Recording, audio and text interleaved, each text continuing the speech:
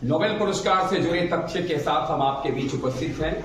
जैसा कि हम सब जानते हैं 10 दिसंबर को जिस दिन अंतर्राष्ट्रीय मानवाधिकार दिवस मनाया जाता है उस दिन नोबेल पुरस्कार का वितरण किया जाता है। लेकिन नोबेल पुरस्कार और प्रदान जो किए जाएंगे इसकी घोषणा अक्टूबर महीने में किया जाता है। 3 अक्टूबर से शुरू होता है और 10 अक्टूबर के बीच में किया जाता है।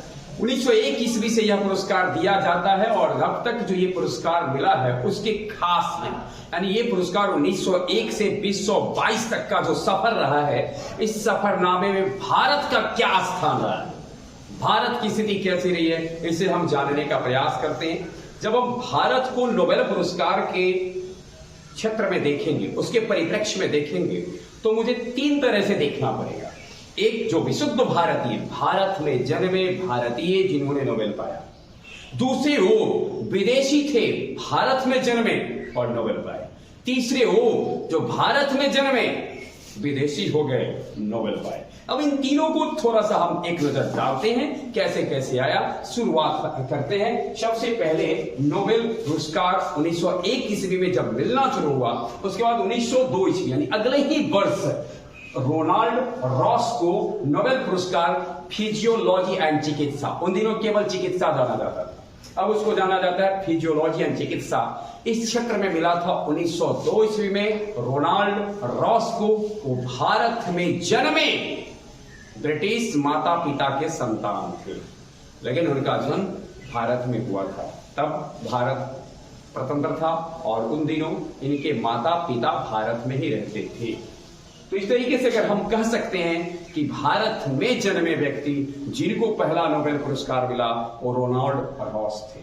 रुडयार्ड किपलिंग, भला कौन हो सकता है जंगल बुक के उस महान राइटर को, साहित्यकार को, साहित्य जगत में एक बहुत बड़ा नाम है रुडयार्ड किपलिंग का। इनका जन्म भी भारत में हुआ था, ये भी ब्रिटेन के थे और इनको साहित्य का नोबेल पुरस्कार मिला था 1907 ईस्वी में। विशुद्ध भारतीय 1913 ईस्वी गीतांजलि पर, साहित्य के क्षेत्र में गीतांजलि की रचना करने के लिए कवि गुरु रविन्द्रनाथ टैगोर को नोबेल पुरस्कार मिला। और ये भारत में जन्मे, भारत में के ही रहे भारतीय व्यक्ति, इस तरीके से पूर्ण भारतीय जिनको नोबेल पुरस्कार मिला वो कहलाते हैं रविन्द्रनाथ टैगोर।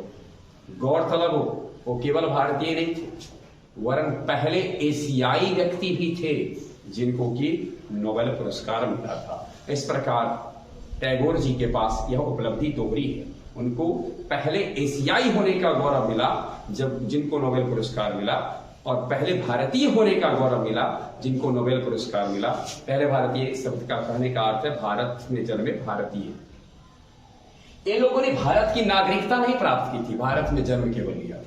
वही सीवी रमन 1930 ईस्वी में भौतिक के क्षेत्र में इनको पुरस्कार मिला, भारत में ही जन्मे थे, तमिलनाडु के क्षेत्र में, तमिलनाडु में इनका जन्म हुआ था। और सीवी रमन ने रमन प्रभाव के ऊपर इनको ये पुरस्कार मिला था। ध्यान में रखना है, गीतांजलि की रचना के लिए साहित्य का मिला था टैगोर जी को, और वहीं सीवी रमन को मिला था रमन प्रभाव के लिए, तमिलनाडु में जन्म लिए थे 1930 ईस्वी में।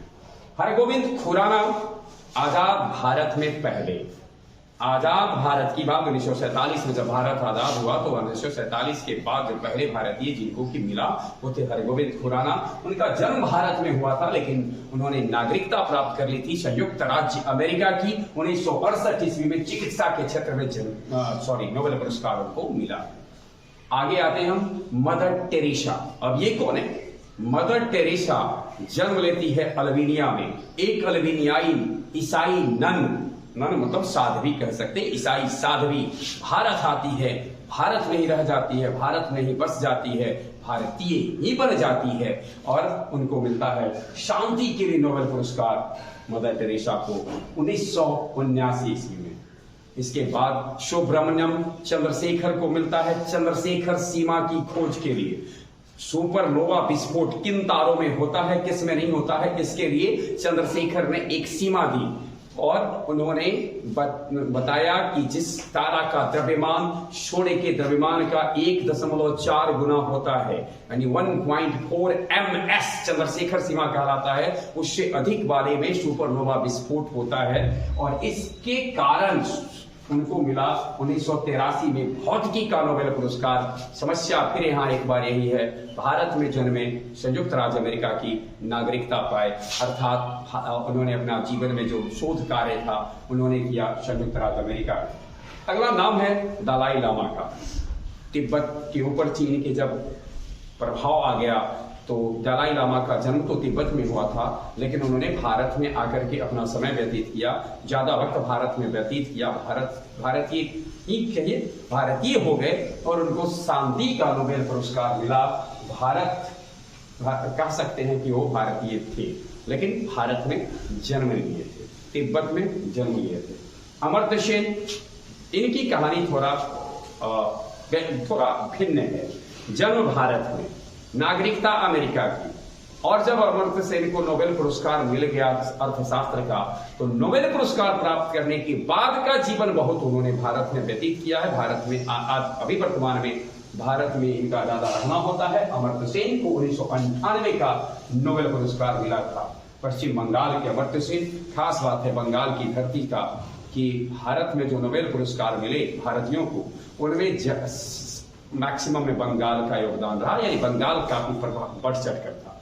टैगोर जी का घर था, अमर्त्य सेन जी का घर था, हरगोविंद खुराना का भी जन्म जब यहाँ हुआ था तो भारत में, बंगाल में ही थे। और एक बात जो आपने सीवी रमन का देखा, तमिलनाडु में जन्मे जरूर थे, लेकिन वो प्रोफेसर के पद पर बंगाल में लंबा समय रहे, कोलकाता में रहे। इस तरीके से आगे हम देखते हैं। अमर्त्य सेन के बाद हैं वेंकी रामाकृष्णन। 2009 में रसायन विज्ञान का नोबेल पुरस्कार मिला। भारत में जन्मे, यूनाइटेड किंगडम ब्रिटेन को कहा जाता है।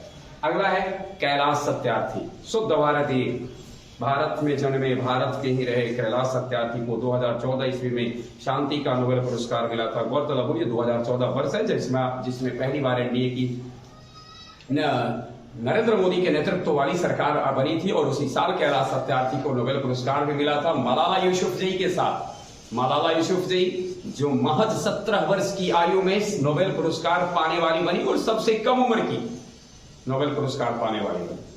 अभिजीत बनर्जी, पति पत्नी दोनों को मिला था। मैंने केवल अभिजीत बनर्जी का जिक्र किया है क्योंकि अभिजीत बनर्जी की पत्नी विदेशी हैं और विदेश में ही जन्म लेने वाली अभिजीत बनर्जी भारतीय हैं, बंगाल से ही हैं। बनर्जी, चटर्जी, मुखर्जी ये सब बंगाल से। फिर एक बार बंगाली एक व्यक्ति को मिला, लेकिन जब उनको ये पुरस्कार मिल रहा था वो संयुक्त राज्य अमेरिका के नागरिकता को प्राप्त कर चुके थे। भारत में जन्मे यूएसए वाले थे अभिजीत बनर्जी, अर्थशास्त्र के। अब थोड़ा सा देखिए, भारत को अर्थशास्त्र का नोबेल पुरस्कार 2 बार मिला है, भारत को साहित्य का नोबेल पुरस्कार 1 बार मिला है, भारत को रसायन विज्ञान का नोबेल पुरस्कार 1 बार मिला है, भौतिकी के क्षेत्र में भारत को 2 बार मिला है, चिकित्सा के क्षेत्र में भारत को 2 बार मिला है। मैंने टोटल भारतीय मिला करके देखा इसके आधार से। साहित्य को अगर रुडयार्ड किपलिंग और टैगोर जी को मिला दिया जाए तो 2 बार मिला है। अब सवाल है, मतलब थोड़ा सा हटकर हम नोबेल पुरस्कार के दूसरे तथ्य पर विचार करते हैं। 1901 ईस्वी से दिया जाने वाला यह पुरस्कार क्या हर वर्ष दिया गया? क्या कभी इसमें अवरोध आया, बाधा पड़ी? बिल्कुल। 2 साल तो ऐसे रहे, द्वितीय विश्व युद्ध का कहर इतना इस पर पड़ा 1941 और 1942, जबकि इस पुरस्कार की कोई चर्चा ही नहीं है। मतलब ये पुरस्कार किसी भी क्षेत्र में नहीं वितरित किए गए। जैसा कि हम लोग जानते हैं, द्वितीय विश्व युद्ध तक की बात अगर किया जाए तो नोबेल पुरस्कार 5 क्षेत्रों में मिलती थी उस समय, और वो क्षेत्र थे चिकित्सा, रसायन, भौतिक, शांति, साहित्य, बाद में अर्थशास्त्र किया गया। तो ये जो 5 क्षेत्र थे, इनमें से किसी क्षेत्र में नहीं दिए गए। फिर बीच में कई वर्ष ऐसे आए जब कुछ में मिले, कुछ में नहीं मिले। इससे एक बात तो स्पष्ट होता है, नोबेल पुरस्कार का एक अपना स्टैंडर्ड है, उसका एक मानक है, उसकी एक मांग है। उस ऊंचाई तक जब आप जाएंगे तब ही नोबेल पुरस्कार मिलेगा। यह आवश्यक नहीं है कि 6 क्षेत्र में प्रति वर्ष नोबेल पुरस्कार आवंटित हो ही ना भी हो सकते। कब कब न हुए? भौतिकी के ऊपर जब हम बात करेंगे, 6 बार ऐसा हुआ है। 1901 से लेकर के 2022 ईस्वी तक 6 बार ऐसा हुआ है जब भौतिकी का नोबेल पुरस्कार नहीं मिला है। हम चर्चा करेंगे कि जब मिला है तो टोटल कितने भौतिकी वाले का मिला है। हम बने रहेंगे, आपके बीच में आएंगे नोबेल पुरस्कार के साथ जुड़े हुए जो रोचक तथ्य हैं इसके साथ। भौतिकी में 6 बार जो वर्ष नहीं मिले, 1916, 1931, 1934, 1940, 1941, 41, तो आप सबके बारे में बोलते हैं। रसायन का क्षेत्र ऐसा रहा जिसमें कि 8 बार 1901 से लेकर के अब तक 8 बार ऐसा हुआ जब नोबेल पुरस्कार नहीं प्रदान किए गए। 16 में, 17 में, 19 में, 24 में, 33 में, 40 में, 41 में, 42 में, सब में 19 जोड़ दीजिए। 19, 16, 17, 19, 24, 33, 40, 41, 42। वही चिकित्सा के क्षेत्र में अब तक 9 बार ऐसा हुआ है कि नोबेल पुरस्कार नहीं दिए गए। 1915, 1916, 1917, 1918, 1921, 1925, 1940, 1941, 1942। साहित्य के क्षेत्र में 7 बार नहीं दिए गए हैं। 1914, 1918, 1935, 1940, 1941, 1942 और 1943। और सबसे ज्यादा नोबेल पुरस्कार जिस क्षेत्र में अवरुद्ध हुए वह शांति का। आप पूरा देखिए, 19 बार ऐसा हुआ है 1901 से लेकर के 2022 तक जब शांति के क्षेत्र में नोबेल पुरस्कार नहीं दिया गया है। 1914, 15, 16, 18, 23, 24, 28, 32, 39, 40, 41, 42, 43, 48, 55, 56, 66, 67, 72, 1972 के बाद से लगातार ये पुरस्कार मिलते रहा है। और टोटल को जोड़ दे, अगर हमसे ये क्वेश्चन पूछा जाए कि अब तक कितना बार ऐसा हुआ है कि नोबेल पुरस्कार नहीं दिए गए हैं, 19, 7, 26, 9, 35, 8, 43, 6, 49, अब तक 49 बार ऐसे हुए हैं जब ये किताब किसी को नहीं प्रदान किया गया। अब हम इसके जुड़े दूसरे रोचक तथ्य देखते हैं। हमने पिछले वीडियो में जिक्र किया था एक ही परिवार में 5 लोगों को नोबेल पुरस्कार मिला, और आज हम इसमें कुछ दूसरे रोचक तथ्य के साथ उपस्थित हैं। हम उस जोड़ी की चर्चा करते हैं, पिता पुत्र जोड़ी की। बाप को भी मिला नोबेल, बेटा को भी मिला नोबेल। क्या खुशनसीब वो घर होगा, दुनिया के सबसे सम्मानित पुरस्कार से सम्मानित होने वाला बाप और बेटा होगा, पिता और पुत्र होगा। पहले जोड़ी के रूप में देखते हैं विलियम हेनरी ब्रैग और विलियम लॉरेंस ब्रैग। मेरे दाईं ओर जो है वो पुत्र हैं, बाईं ओर जो है वो पिता है। पिता है विलियम हेनरी ब्रैग और विलियम लॉरेंस ब्रैग। रविदार ठोस, जिसको हम क्रिस्टल सॉलिड कहते हैं, उसकी संरचना का एक्सरे क्रिस्टलोग्राफी से जो अध्ययन किया था, इस कारण से इनको मिला था। अर्थात कि क्रिस्टलीय संरचना का अध्ययन एक्सरे के माध्यम के करने से बाप और बेटे दोनों को मिला। 1915 ईस्वी में यह पुरस्कार मिला और तब बेटे की उम्र महज 25 साल थी। और आज तक भौतिकी के क्षेत्र में सबसे कम उम्र के जिनको नोबेल पुरस्कार मिला है, भौतिकी के क्षेत्र की बात आ रही है। ओवरऑल तो मैंने मलाला यूसुफजई का जिक्र किया, लेकिन भौतिकी के क्षेत्र में सबसे कम उम्र के नोबेल मिले हैं विलियम लॉरेंस ब्रैग को। 25 वर्ष की आयु में मिले थे। 1915 में इसमें मिला था। अगले पिता हैं श्यूने वर्ग स्ट्रॉम, 1982 में पिता को, और स्वांतो पावो इस साल 40 साल बाद डॉक्टर बेटा का, बाप का डॉक्टर बेटा, चिकित्सक के क्षेत्र में इस वर्ष जो मिल रहा है स्वांतो पावो का, उसमें दोनों बाप बेटे हैं। 82 में पिता को मिला था और 22 में मिला है पिता पुत्र को। हंस वॉन यूलर शेल्पिंग को मिला था रसायन क्षेत्र में, और पुत्र उनके उल्फ वॉन यूलर को मिला 1970 में चिकित्सा के क्षेत्र में। आर्थर कोर्नबर्ग 1959 में रासायनिक चिकित्सा के क्षेत्र में, और रोडर डी कोर्नबर्ग 2006 को रासायनिक शास्त्र के क्षेत्र में मिला। ये पिता पुत्र की जोड़ी थी। हम जब अगले वीडियो में आएंगे तो आपको बताएंगे कि माँ बेटी, पिता पुत्री ऐसे भी पेयर हैं जिसमें कि आपको नोबेल मिले, जिनको नोबेल मिला है। एक नजर हम डालते हैं उनके ऊपर जो दो नोबेल जीते, दो नोबेल पुरस्कार को प्राप्त किए। यानी अगला जो डाटा है हमारा, वो 2 नोबेल पुरस्कार विजेता किए सम्मान के साथ। सबसे पहला नाम मैडम क्यूरी का, 1903 में फिजिक्स का, 1911 में पति के साथ केमिस्ट्री का। क्या बात है, जबरदस्त उपलब्धि है। 1903, 1911, और यही वो परिवार है जिसको 5 नोबेल है। 2 तो अपने ही हिस्से में ले लिए, 3 में बेटी, दामाद और पति ने योगदान दिया, 5 नोबेल है इनके पास। जॉन वार्डिन दूसरे ऐसे हैं जिनको 2 नोबेल मिला, दोनों बार फिजिक्स में मिला, 56 में, 72 में, 1956 और 1972 में। फ्रेडरिक सेंगर 1958 और 1980 में, दोनों बार केमिस्ट्री में मिला इनको। लिनस पॉलिंग 1954 में केमिस्ट्री में मिला और 1962 में इनको शांति के लिए नोबेल खिताब मिला। तो आप देख रहे हैं इनके बाद ये कैसे हैं जो क्षेत्र बदल कर नोबेल ले रहे हैं, शांति और केमिस्ट्री। और ये भी जैसा कि इस साल मिल रहा है कैवरी शार्पलेस को, और शार्पलेस साहब 2 नोबेल पा चुके हैं दोनों केमिस्ट्री के क्षेत्र में।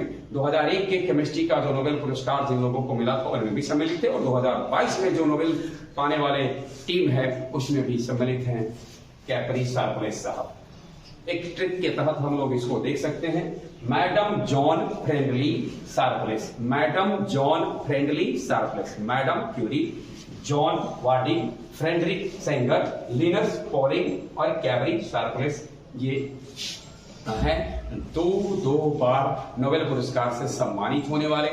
बने रहे हमारे साथ, हम आपके बीच में नोबेल पुरस्कार से जुड़े रोचक तथ्य के साथ उपस्थित होते रहेंगे। और जैसा कि मैंने जिक्र किया है 2022 ईस्वी का नोबेल पुरस्कार 10 दिसंबर 2022 ईस्वी को आवंटित किया जाएगा। बहुत बहुत धन्यवाद।